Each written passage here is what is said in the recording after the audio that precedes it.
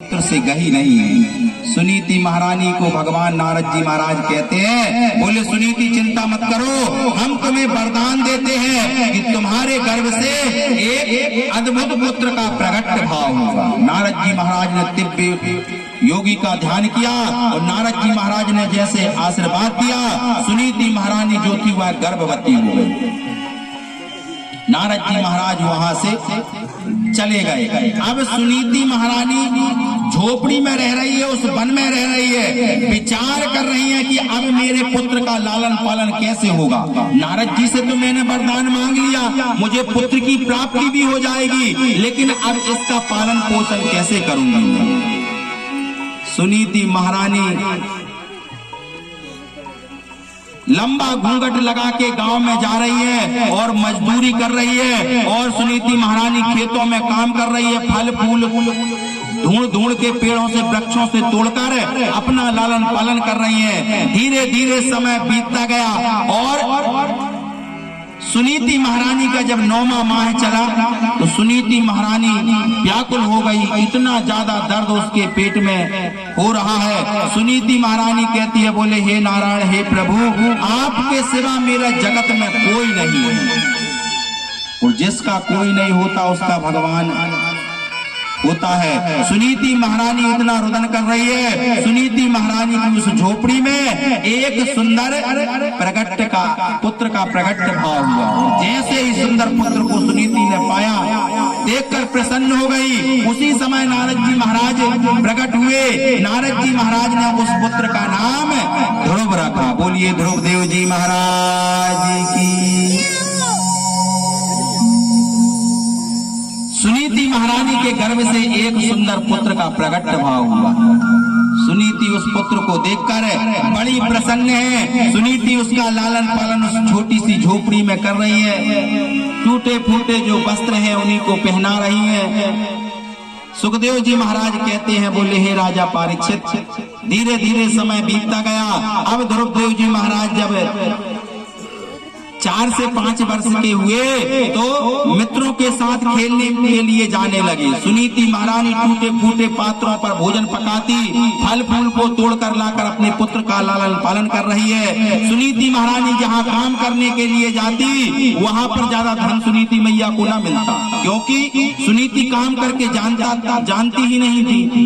धीरे धीरे समय बीतता गया और 4 से 5 वर्ष के जब ध्रुवदेव जी महाराज हुए तो एक दिवस ध्रुवदेव जी अपने मित्रों के साथ में खेल रहे थे। तो सभी मित्रों ने कहा, बोले ध्रुव, तेरी मैया का नाम तो सुनीति है, ये तो तुझे भी पता है, लेकिन पिताजी का नाम पता है तुझे क्या है। ध्रुवदेव जी महाराज कहने लगे, न मैंने माँ से आज तक पूछा, न मैया ने मुझे आज तक बताया। बोले मित्रों, आप लोग ही बता दो, मेरे पिताश्री का नाम क्या है। तो सभी मित्र कहने लगे, बोले हे ध्रुव, इस राज्य के जो राजा उत्तानपाद है ना, वही तुम्हारे पिताश्री हैं।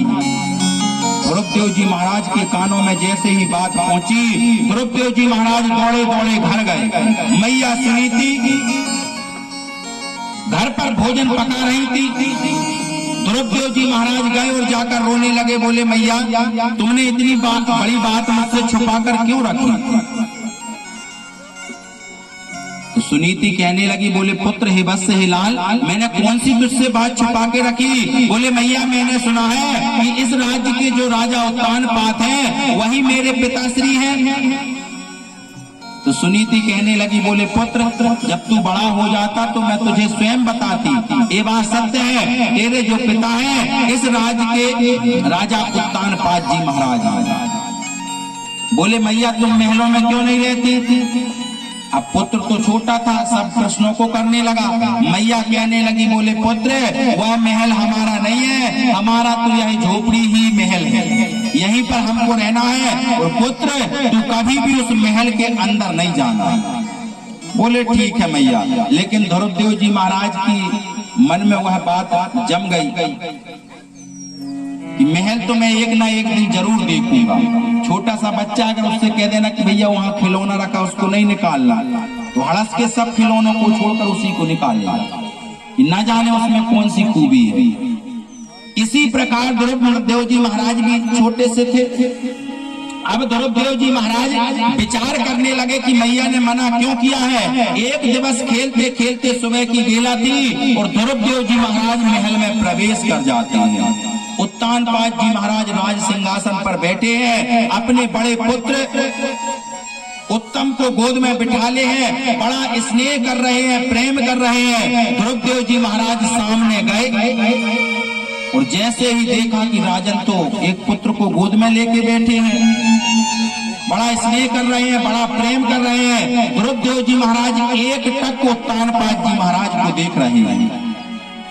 उत्तानपाद जी की नजर जैसे ही ध्रुवदेव जी महाराज पर पड़ी तो उत्तानपाद जी महाराज कहने लगे, बोले हे पुत्र, तू महल के अंदर कैसे आ गया और तेरे शरीर की अवस्था तो देख, फटे से कपड़े पहने हुए हो, वस्त्र पहने हुए हो, कहां से आ गए? तुम्हारे पिता का नाम क्या है, माँ का नाम क्या है? ध्रुवदेव जी महाराज बड़े सरल स्वभाव में कहते हैं, बोले राजन, पिता का नाम तो मुझे पता है नहीं है, लेकिन मेरी मैया का नाम सुनीति है और मेरे मित्रगण जो है मेरे साथ में खेलते हैं, उन्होंने बताया है कि इस राज्य के जो राजा उत्तानपाद जी हैं वह मेरे पिता है। जैसे ही उत्तानपाद जी महाराज ने सुना, उत्तानपाद जी महाराज से रहा नहीं गया, भाव विभोर हो गए, इतने भाव विभोर हो गए, उन्होंने यह तक नहीं सोचा कि उत्तम मेरी गोद में बैठा है। जैसे ही उत्तानपाद जी महाराज खड़े हुए, उत्तम जी महाराज गोद से गिरकर और सीढ़ियों से लुढ़कते हुए जाकर पृथ्वी पर पड़े, रो रहे हैं। यहाँ पर उत्तानपाद जी महाराज दौड़े दौड़े गए, अपने पुत्र ध्रुव को हृदय से लगा लिया, चुम्बन करने लगे, प्रेम करने लगे, स्नेह करने लगे, पुत्र को देखकर रोने लगे और कहने लगे, बोले पुत्र, तेरी मैया कहाँ है, तेरी मैया का क्या हाल है? ध्रुवदेव जी महाराज भी पिता के आश्रय होकर, पिता के हृदय लगकर अनेक रुदन कर रहे हैं और कह रहे हैं, बोले हे पिताश्री, मैया तो बड़ी हाल बेहाल है, टूटी फूटी झोपड़ी में हम लोग रहते हैं, सुबह भोजन कर लेते हैं, शाम की व्यवस्था ना होती पिताश्री, बर्तन जो भोजन पकाने के लिए है मिट्टी के हैं, कई जगह से टूटे फूटे हैं, एक साड़ी है मैया के पास मात्र, उसी को धो लेती, उसी को पहन लेती है, मेरे पास वस्त्र नहीं है, खाने के लिए अन्न नहीं है। अनेक समस्याओं को जब ध्रुवदेव जी महाराज बता रहे हैं तो पिता श्री उत्तानपाद जी महाराज बड़ा विलाप कर रहे हैं, रो रहे हैं।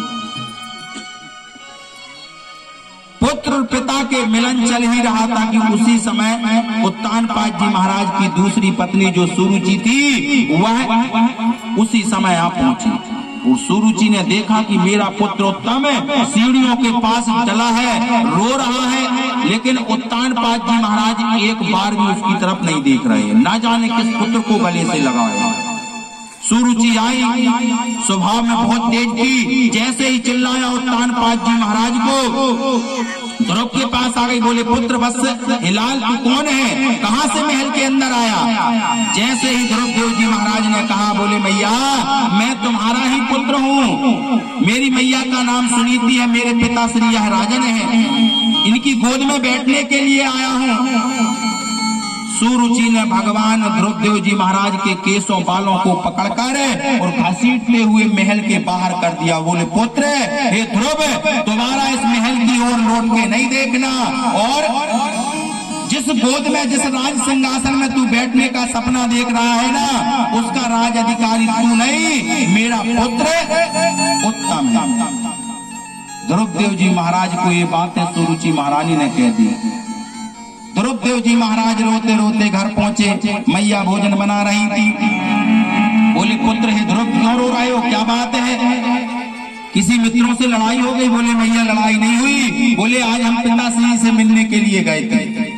तो मैया कहने लगी अच्छी बात है, पर रो क्यों रहे हो? बोले मैया रो इसलिए रहे हैं, पिताश्री ने तो मुझे हृदय से लगाया, आपके बारे में पूछा, सब समस्याओं को सुना, वो भी बहुत रो रहे थे, मुझे स्नेह कर रहे थे, प्रेम कर रहे थे, लेकिन उसी समय छोटी मैया सुरुचि आ गई, उसने मेरे केसों को, बालों को पकड़ते हुए, घसीटते हुए महल के बाहर कर दिया। और उसने बोला मैया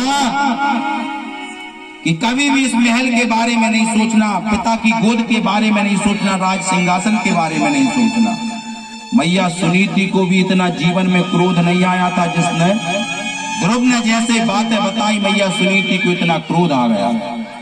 मैया सुनीति जिन पात्रों का भोजन बना रही थी उन पात्रों को उठाकर पृथ्वी पर पटक दिया और कहने लगी, बोले पुत्र हे ध्रुव, अगर तूने मेरे गर्भ से जन्म लिया है और अगर तू सुनीति का लाल है तो इस पुरुष, इस पृथ्वी के पुरुष की गोद में बैठना क्या चाहता है? परम पिता की गोद में बैठ के दिखा, तब मैं तुझे अपना पुत्र जानूंगा। बोले अगर तुझे परमात्मा मिल गया ना तो संसार तेरे सामने सब गुड़ मिट्टी है। बोले एक काम कर, तू जा और परमात्मा को प्राप्त कर। धन्य है मैया सुनीति। ध्रुव कहने लगे, बोले मैया वो तो सब ठीक है, मैं परम पिता परमात्मा को प्राप्त करूंगा, उनकी गोद में बैठूंगा, अनेक वरदान प्राप्त करूंगा, लेकिन परम पिता परमात्मा हमें मिलेंगे कहाँ? मैया सुनीति ने 5 वर्ष के पुत्र को, ध्रुव को रात्रिकालीन जंगल की ओर भेज दिया। बोले जा पुत्र, परमात्मा अगर तुझे मिलेगा तो वन में मिलेगा, जंगल में मिलेगा, और जब तक तुझे परमात्मा के दर्शन ना हो जाए, परमात्मा तुझे अपनी गोद में ना बिठा ले, तब तक तू पुत्र अपना मुख मुझे दोबारा नहीं दिखाना। ध्रुवदेव जी महाराज को